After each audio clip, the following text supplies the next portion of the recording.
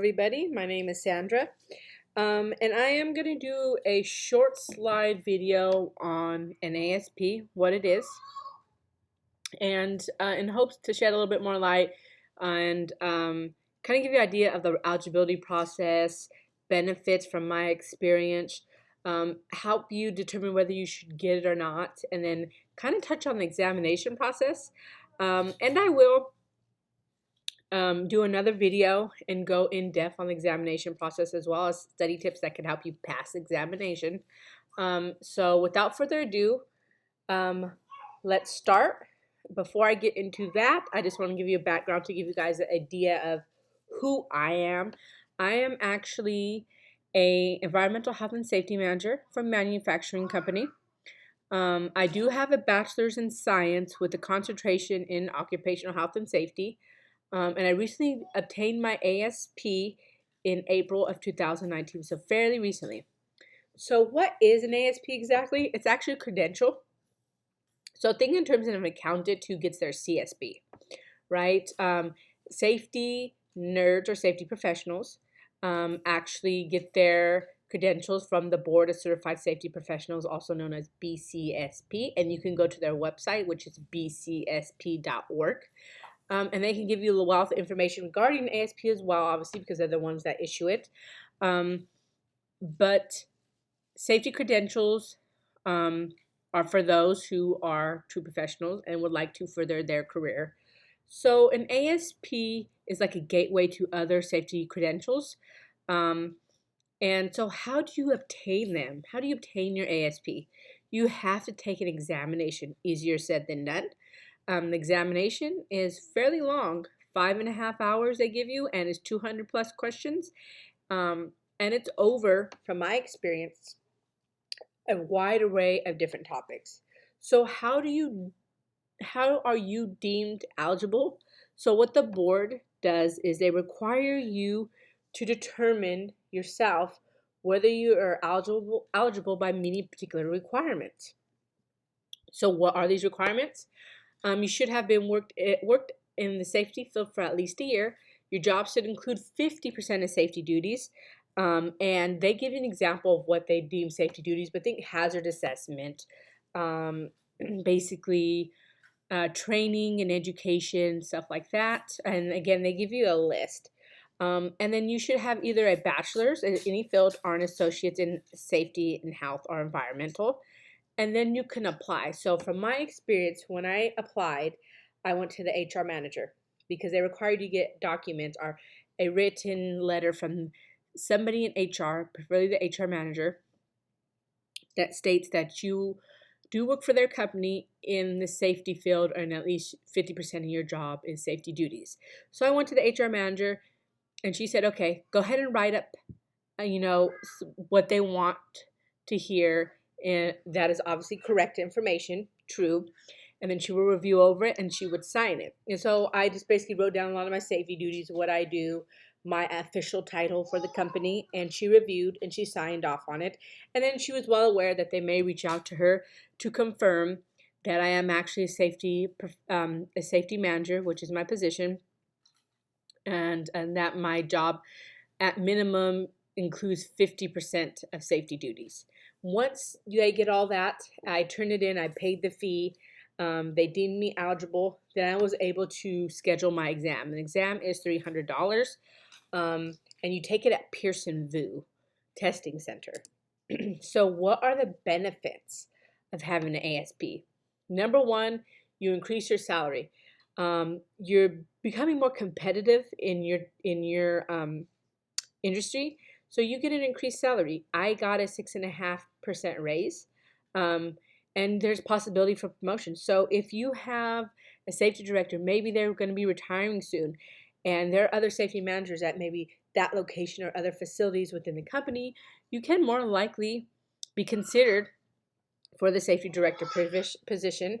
Or maybe if you are in a company that does safety specialist 1, 2, 3, up for promotion within there.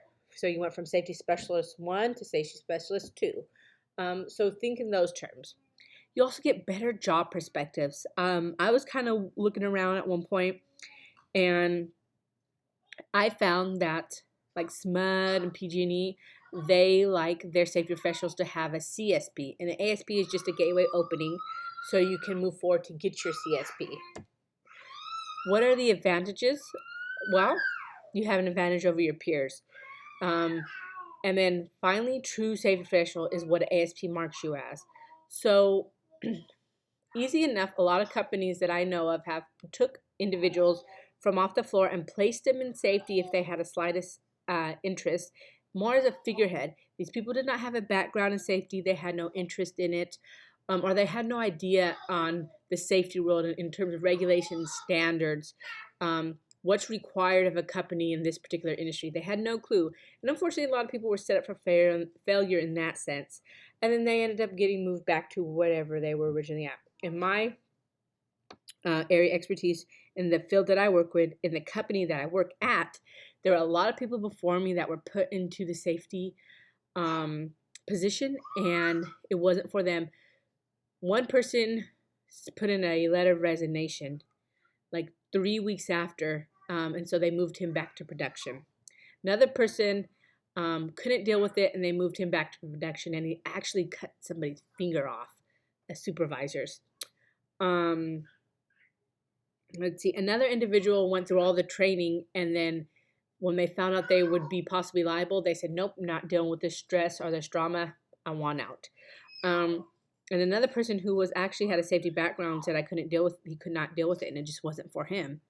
And so here I am 4 years into this particular company in this position. I'm still here, and I got my ASP, and so it deems you as a true safety professional because you have some background and knowledge, and you can recall important information in terms of random industries, random regulations, random formulas and calculations for different safety concerns, safety management systems, chemistry, physics, biology. So it goes on and on and on. And so that shows that you are invested in your career as a safety professional.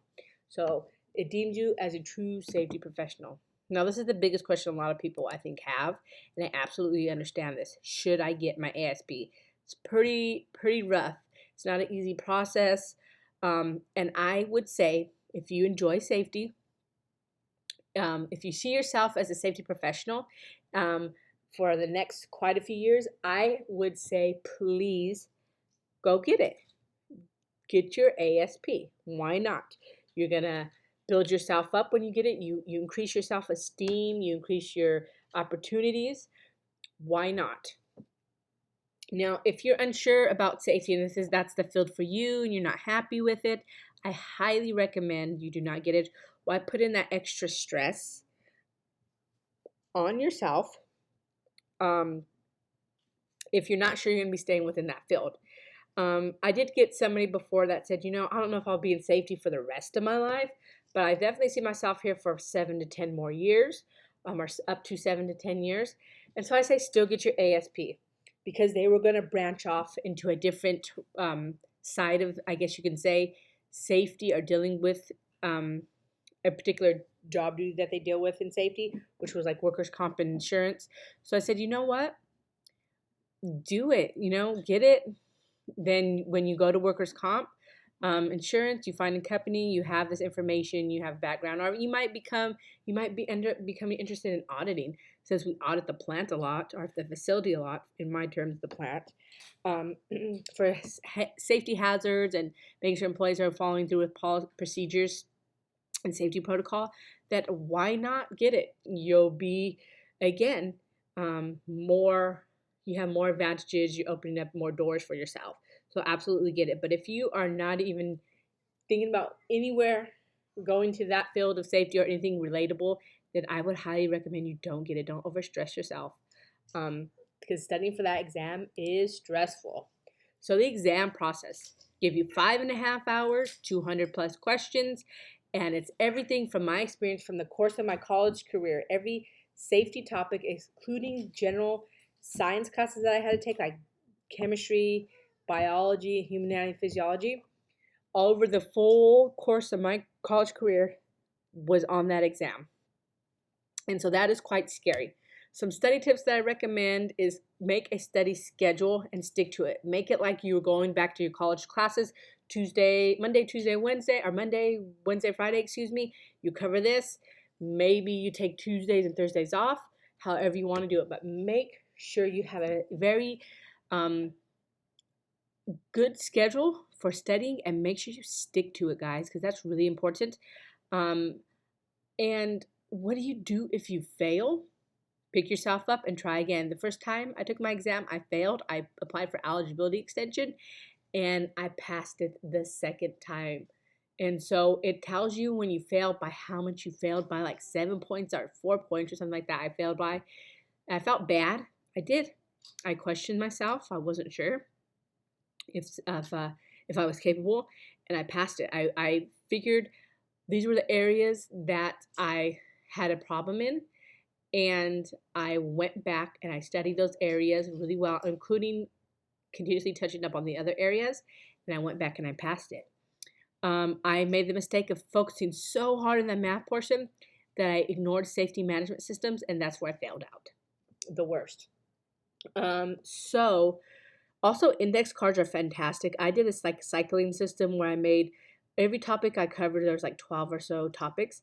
I literally made flashcards for each topic, and I would do like 3 topics one day, and the next day do 3 more topics, and the next day do the other 3 topics, and then I would cycle back around once I finished every single set of flashcards and just continue to recycle around. And when I got like a week or so close to the exam, I pulled out the index cards that I continuously had troubles with, and I just focused on those. And I downloaded an app that I can voice record, and I would voice record certain things in my own words and voice that helped me memorize it, and I'd play it on my way to work instead of listening to the radio. So with that said, I'm going to go ahead and stop right here, and I will make another video and more in depth on the exam process, the exam questions, and then I really do want to move forward with going over some of the topics with you guys that I found was quite interesting, and some of the stuff that I did see on the exam in hopes to help you guys out and further your,